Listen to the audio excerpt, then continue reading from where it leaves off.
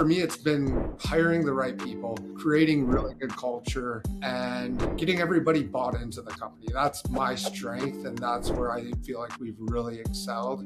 Be a good core value fit for what's the most important in your company. So like for me, it's like being driven, motivated, continuous improvement, being accountable, and being reputable. I see a lot of people, they have a lot of luck wholesaling, and then they instantly want to start flipping because they think there are better margins and there. And the flipping is a completely different business than wholesaling, like radically different. I think every entrepreneur deals with and fights, or I know I've done it multiple times. Luckily on a smaller scale, but it's really made me realize like quit chasing the shiny objects. I feel really confident like in marketing too. Like in the last year and a half, we've put so much more effort. What's going on, guys? Welcome back. Today we have Sean from Columbus, has done about 1,000 transactions in the Columbus area. Sean, thank you so much for taking the time and coming on with us. I want to start with kind of taking a step back and really just digging into how you got into real estate in the first place. Yeah, so I mean, I've always been an entrepreneur, never been too great at working for other people. And I was in California working in the agriculture business for about 10 years. I was just ready for a change. I had some friends, a couple mentors or just like people I looked up to, throughout growing up who had done a little bit with real estate. And I'd always knew that was an option. And so, yeah, probably about 8 years ago, I started to get like a lot more, like as I was ready for a change in my life to do something different, started researching a lot on real estate and different strategies within that, and decided to just completely take the full on plunge.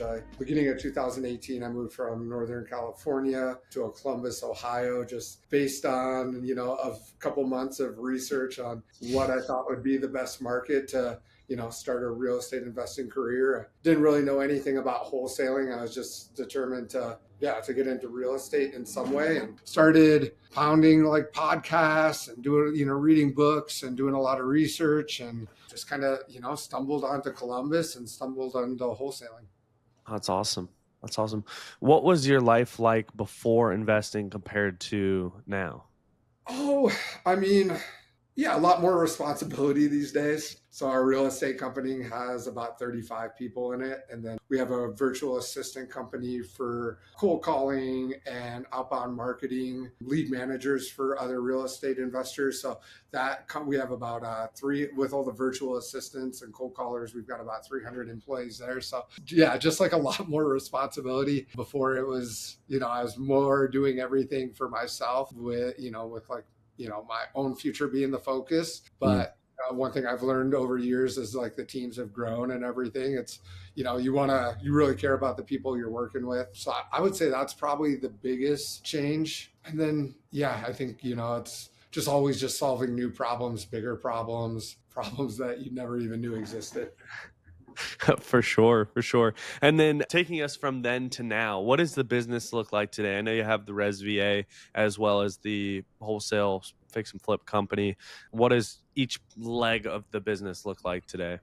Yeah, so like our real estate investing business, we've been in Columbus since 2018, just steadily grown every year since we started doing it. So we do a lot of we do probably 20% fix and flips, 10% we hold on to as rentals and BRRRR, and then 70% we wholesale. We have crews in-house and do all of our property management in-house. So there are definitely different parts of that business, and obviously like the data aggregation, the marketing, it's grown a lot to where we used to, me and my partner used to be making all the decisions within different departments, to then where we started having people in departments, to when, started to have a little teams within the department. So that's been a super fun journey. That's definitely changed a lot.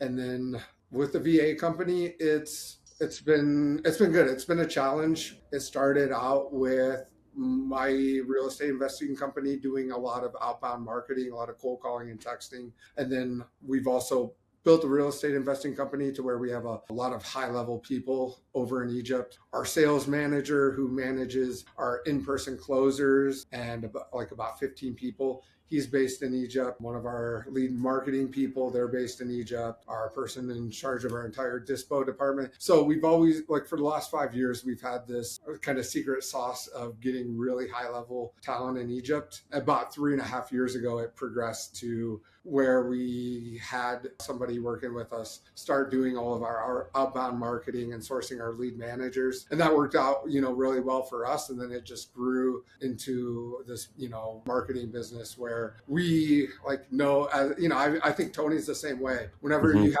a business, you start a business out of a necessity or just like knowing the need, it makes, for one, like, you have a lot more knowledge of that. And then it's built around fixing what you feel like is already wrong in, how that service could be better. So that's been fun. It's definitely, challenging because there's so many different pieces that, go into successful marketing campaigns, but that's been a really fun journey. Yeah, 100%. I want to go back to, you mentioned you just brought in your property management in-house. Was that right? We've been doing that for kind of Okay. from the beginning. So for about Okay. 4 years, we did it like when it didn't make sense, like because we didn't have that many units, to where now it definitely makes sense. But yeah, Gotcha. And is that just for your properties or is that for other properties yeah, outside of your properties, just for your yeah. properties? Just our property, just like about 100 long-term and like 20-25 short-term. The thought behind that is property management can be so difficult and people do it so poorly. Nobody's going to care about it like as much as, yourself. And I feel like, the rentals are like a lot of the only retirement I have. So I want to make sure they're taken care of well and maximized. Want to get motivated sellers that nobody knows about? Introducing 10x TV. If you want to create credibility in your market, find deals that nobody else knows about, and crush your competition, you need to check into TV commercials. It is the new buzz in the real estate investing industry since we introduced it several years ago. I've been using TV commercials myself for the last 12 years and it's absolutely crushed it. So if you want to learn how to get on TV and to do something that little to no people are doing right now, go to claimmymarket.com. Again, that's claimmymarket.com. We usually only work with 2 investors per market, so if you're interested, reach out to us and book a call to see if you can claim your market before anybody else does. Now back to the show. Just wanted to check because I know that's kind of how we do it too. So I was just curious. What was the main problem that you were trying to solve when switching from your previous business to real estate? I guess at the time, I didn't really know. At the time, it was more just like opportunity and wanting something different and change. Like kind of reflecting back now, though, I think real estate is definitely sets like for somebody who there's the opportunity to set stuff up to where you can gain a lot of freedom. I think that's probably a lot of building up small businesses and watching them grow is the opportunity to create an organization where the owner can focus on the stuff that they enjoy the most, that they're the best at. And so that's given me a lot of freedom, and that's probably been the biggest thing that I've gained from that change. I'm the most grateful for sure. When it comes to having 35 people on a team, it's not easy, right? So what is something that you would tell an investor that maybe is a one-man band, or maybe they have, a couple people? What was the main difference in revenue growth, scalability from going from I would say 1 to 3 member team to like a 35 member team? Yeah. I mean, for me, like obviously there are a lot of different right answers for how somebody might do it. Me personally, I'm very much a relationship person. Like, I have more of a sales background. So for me, it's been hiring the right people, creating really good culture, and getting everybody bought into the company. That's been that's my strength. And that's where I feel like we've really excelled. It's like half of our team is remote, but for the last 5-6 years, we've done an international company trip and gotten everybody together and really just put a lot. I go out to Egypt 3 or 4 times every year for the last few years. So building a very strong culture where people are very well taken care of. but that, they know that there's very high expectations and they're, delivering on those. Um, that's been the secret. And then the other thing too is like I'm very good at a few things. I'm really bad at a lot of things, to be honest. But like you like, thankfully, one of the things I'm really good at is recognizing my weaknesses and being confident in delegating those out and finding good Mm. people to do that. So I've Yeah. really leaned into that and, built my business around, having really good people who feel supported and, motivated to do whatever it takes to be successful. Yeah. It's a lot more challenging than people think. When you hire, do you hire for, and obviously it's multiple things, but like if you could pick one thing to hire based off of, would it be experience, culture, or maybe like some sort of like PI test or disc assessment? Like what, if you had to pick one of those three, which one would you? I would say somebody who aligns, like, for me, truly, like, we use PI, we've used different sales assessments. Um, Experience, I'm not as much on personally, because, I'm somebody who likes, I think there's a lot of value in having somebody like, the right candidate, the right personality be molded Mhm. into a position and investing kind of in that way. I think the biggest thing for me personally is having like I know like our core values are super important to me and just trying to people can kind of bullshit you and tell you whatever you want to hear when you're hiring, but just trying to get the best gut check you can on if you Mm. feel like that person is is gonna be a good core value fit for what's the most important in your company. So like for me it's like being driven, motivated, continuous improvement, being accountable, and being reputable. So like, Mm. in that order. So I'm really like, I'm looking for people who are motivated, like that drive is super important for me, and our culture. So that's one of it, but it's a combination of all of that stuff. Like, I think, Yeah. I'm very much like just like, gut instinct kind of emotional person myself. So I lean on that. It's you don't want to lean on that too much. So it's always kind of just trying to find the balance between all of these different factors. But for me personally, I think like trying to see what drives that person the best you can and seeing if it syncs up to, the company culture is the biggest thing. I think that's huge, and I think it's not talked about enough. I mean, we've had people in the organization that, like, on paper made so much sense, but they come in and they think they know everything, or they think they, don't need to do this, or they don't need to do it how, we want them to do it. So when you say moldable and coachable and teachable, when you're in the interview process, obviously a lot of people can say whatever they want to in the interview process. Yeah, I'm motivated. Yeah, I'm this, I'm that. Like, is there any specific? Because I've heard people have some crazy tactics. Do you Yeah. have anything that you use to try and like not trap them, but like to kind of trick them into kind of being more honest, or anything that you guys kind of specialize in that? Yeah. Well, so one thing we'll do is like we'll do a score matrix. So we'll have like 10 or 15 different qualities that we're looking for in that position. And then everybody who interviews will kind of keep track of that so that we're, having different people approach them in different ways. And so that it's not, yeah. So I think that's one thing is, to usually like we'll do 3 rounds of interviews and with kind of different people every time to see what Mm. we can kind of uncover and then just tracking and keeping, tracking what we're trying to hit on and, going more than just memory. But like the one question I have, I actually got this from Gary Harper probably like 5, 6 years ago, is just asking somebody, like I say, like the core value piece is really big for me. So I'll say, hey, Noah, who's somebody in your life who that you really look up to, you really, idolize. They've been a role model for you, whether it's fictional or, family member, anybody. And then Mm. they'll always name somebody. And then it's like, okay, tell me like the 4 or 5 things that you look up to that person the most. Like, so that's like a really good way of uncovering like what motivates somebody and then like what attributes are the most important. And it's kind of like, it's hard to like kind of in the moment try to figure out what the right answer is. Right. Yeah, because it's not something they can there's so many lists of like interview questions that people study and they try and get the answer to. I've never understood it. I've never been able to do that. Yeah. That's it's definitely a good one. I'm not surprised it was from Gary. Shout out Gary Harper, but definitely not surprised that's where it came from. That's genius.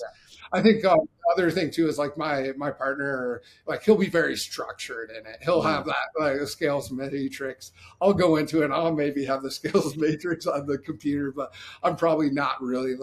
I'm way more informal and just like kind of trying. So that probably helps to uncover as much as you can, having different, not only different people but different techniques and how they approach the interview. yeah.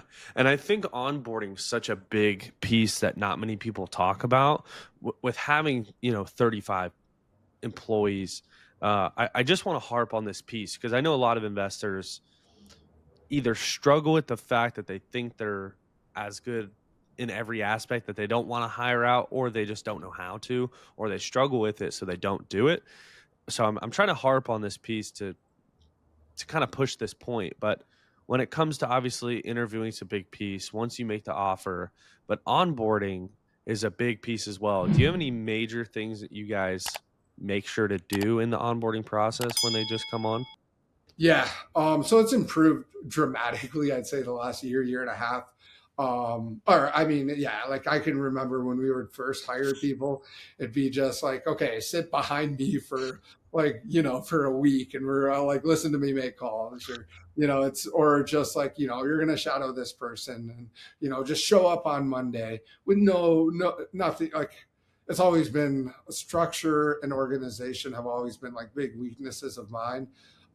So over the last year and a half, 2 years, we've definitely improved a lot. I think one thing is just having like, a basic company handbook that has all of the information like about the Mm, company, just all of the policies, trying to create have like from the first time that person comes in, like they have an office, they have like a little welcome package, they have that handbook, they have an agenda of what the first week or 2 weeks is going to look like. I think that's a big thing, just a little bit of that's been even having to fake it for us.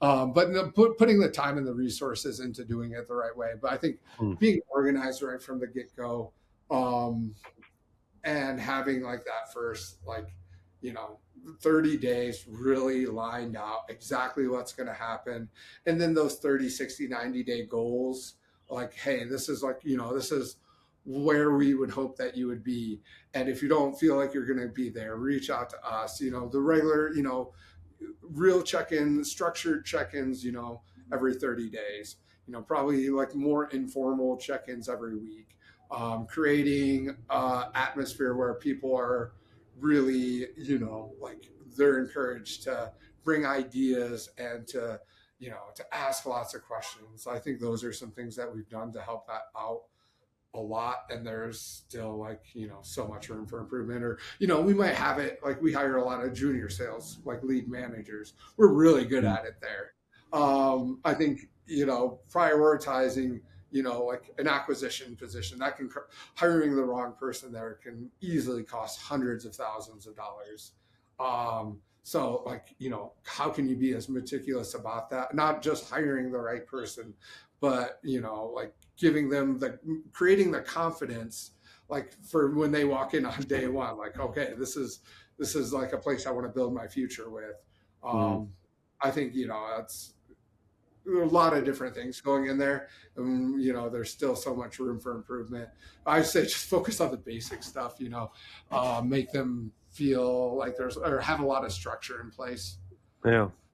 And I know Gary always talks about having, their vision fit within your vision and being able to go that way. So, yeah, 100%. What do you think from a mistake standpoint and what you see with other investors, what do you think's the biggest mistake that you see investors make that you think could be super easily avoidable? Yeah. I mean, one, like once people have success, I see um, people will have success in the first few years, and then they'll either try to do too much, like kind of scale, go into new markets, or, like take on a different asset class, or, Mm, just try to, not hyper focus on the thing that's really working. I see that happen a decent amount. Um, I think, like, not building the organization,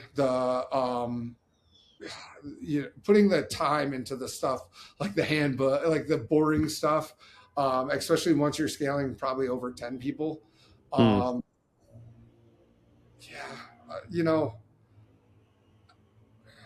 probably, yeah. I mean, I see a lot of people like get not they have a lot of luck wholesaling, and then they instantly want to start flipping because they think there are better margins, and there. And the flipping is a completely different business than wholesaling, like radically different. oh yeah. And it's or they want to buy rentals.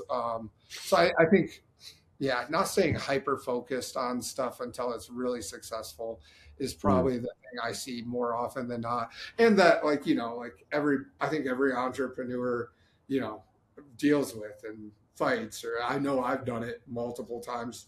Luckily on a smaller scale, but it's really made me realize, like, quit, quit chasing the shiny objects. yeah. Well, we've had plenty of people. Remember it vividly. We had a client who was a younger guy. He was in three different markets. He did TV with us for one market, did super well, then added two markets on top of the one market right away.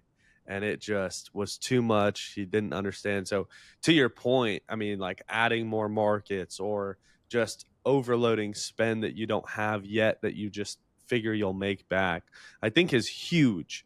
Um, but then on the flip side, it's like, so many people do well or did well, 2, 3 years ago, and it was super easy. And then now this year has been a little bit trickier, and people are having a harder time finding deals. When it comes to your experience, I know you have, your outbound model. How, because we're mostly inbound, so I'm curious to see how this year's been for you, as far as your cold calling and texting, and how do you get around? Because I know there's more regulations on it now. How do you get around those regulations with the cold calling and texting? Yeah, so a lot of the regulations I've gone into place have been more kind of state based. Mm, So yeah, you obviously they're, you know, pretty simple. Like, there are ways to stay compliant with that. So obviously you prioritize that, and that pretty much will take care of itself.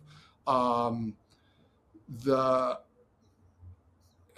yeah, so the whole this year has, I think, been challenging for a lot of people. I've definitely caught on to that, like, and we've had, geez, I think, like, the huge thing for us is the cost of a qualified lead. We're like, mm, that's the one metric that keeps me up at night, that I like, how much does it cost for us to get an appointment? Like that, mm, at the end of the day, like that's a real, like, because I feel really confident in our sales. I feel really confident, like, in marketing too. Like, in the last year and a half, we've put so much more effort into marketing and understanding, what our vendors are doing, and really trying to be really smart with how we spend our marketing money. And even though, like, I would say, like, 5 times better at it than we were a year and a half ago, it's still costing us, like, like right. 50% more to get that. Like, this should be, moving the other way. So for me, I've seen, like, that's been a huge challenge. I think that's kind of, I know that's always a challenge in the space. And it's been across both channels. Like, texting has done a lot better for us this year. And cold calling is doing good. Um, it's like we do a lot of inbound stuff, and mail's been great, and PPC's been a big challenge. So Hmm. things are always kind of but then I hear a lot of other investors really struggling with mail. So um, yeah, it's definitely been a challenge. I've definitely seen a lot of people like around the country challenge or being challenged too. So I think like with that, it's like that's what I'm trying to do to counteract it is just be as smart. I'm sure like this is what you guys are always telling people. Just really understand your marketing budgets and the return you're getting from that. And I think it's never been more important for us. Yeah. To spend very wisely. 100% agree with you on that. When it comes to marketing, it's such a tricky piece because if you don't have it, your business is done. So it's like it really is a marketing and sales business, right? I mean, it comes down to that. It's funny with direct mail though, because I hear so many people in so many markets do so well, and then so many people in other markets do so bad with direct mail.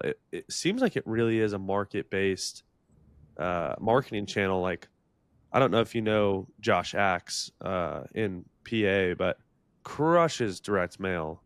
We just can't figure out like I think one year we got a 3x maybe, but usually we're in the 1 to 2x on direct mail. I just can't figure it out, but I'd love to, man. I'd love to.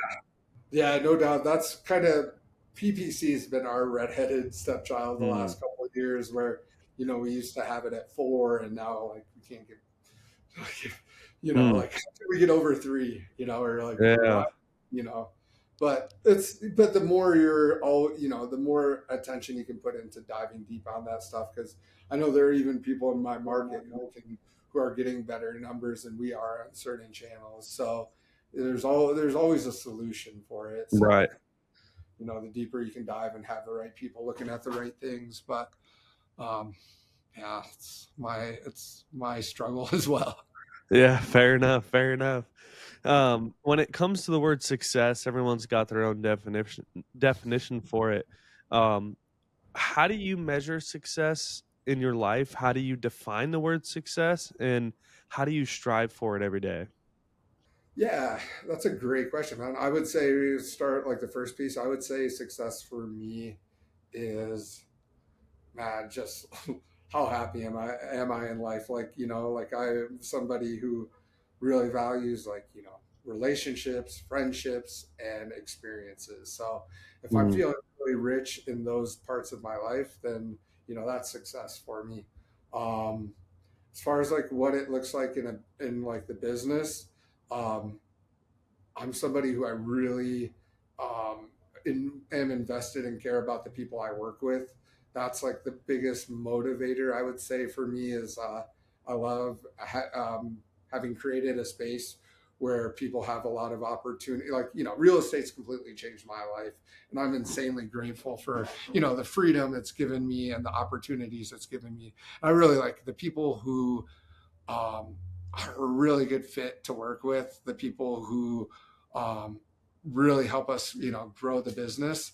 Like I'm just really passionate about how can I give the same opportunities that I have to them. So, mm, if the company is doing that, like that is where I feel like it's successful. Obviously, like for that to happen, it takes growth, mm, expansion. And for that to happen, you got to be making money, and everything else, like needs to fall into place below that. But I think, right. man, no, like seeing a really incredible work culture and people having opportunities and being excited about work, like that's how I'd say, like that's how I define success, like within the companies. Awesome. Awesome. I love it. I love it.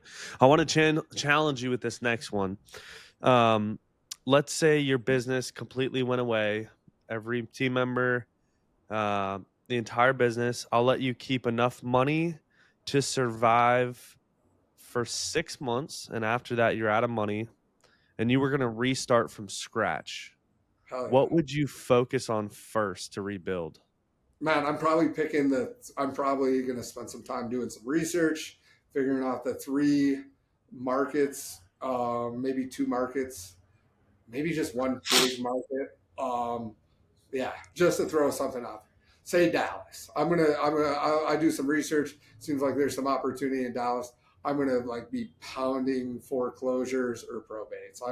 I'm gonna be or I choose one or the other, and I would just be on the phone with those people as often as I can, trying to have high quality conversations, build rapport, get those people to like me and trust me, and figure out how I can help them out. And I think everything else would fall into place really quick. I love it. I love it. Who has been the biggest influence for you in the space? Yeah, geez, man, just shoot more kudos over to Gary. I think I started working with Sharper like 5.5, 6 years ago, and it's like been hands down like best investment I've made in business. Um, and then it's Gary's also somebody who, when he tells me to do something and I do it, it's the right call. I do something, and he tells me to do something and I don't do it, I regret it. He tells me to do something and I take a while to do it, but then I eventually do it. I'm thinking in my head, why didn't I listen to him earlier? So, I'd say him and like the whole Sharper team has been like, really influential and great in the business. And then just getting an idea too of how to really run and scale a business from an organization and leadership standpoint. That's been crucial. I love it. I love it. Yeah, Gary's definitely a very intelligent man. You can learn a lot from one conversation. So He keeps a lot of definitely would. really good people in his orbit too. So, Oh he's yeah. connected me with Keith, who's a phenomenal leadership coach. I've, worked with Austin and Brandon and Amanda and all these other amazing people on the team that, he keeps really, really good company. And I think that's always a good indication of, somebody, especially in the business world, who are the people who want to be on that team. Oh, I love it. I love it for sure. Well, where can people learn more about you if someone is interested in Res VA or just to ask more about your real estate, or if there's a private lender listening that Yeah. wants to lend some money, whatever the case may be, where can people reach out to you? Absolutely. Yeah. No, like I say, I don't have a lot of other channels to work. So relationships, that's kind of my bread and butter. So, always love to connect with different people, help out any way I can. So, yeah. So LinkedIn, Instagram, Facebook, Sean Grabow, pretty easy to find with a unique name. Anybody who ever wants to learn about, our outbound marketing service, we've got about 100 clients right now. Been doing it for over 3.5 years. They can always check out res-va.com or just reach out to me. Yeah. And then anybody who's ever in Columbus, give me a jingle. I'd love to connect. Awesome. I love it. I love it. I love the energy. Well, Sean, thank you so much for taking the time. Everyone, thanks for watching, and we'll see you next time. It was a pleasure. Thanks so much, Noah. My pleasure.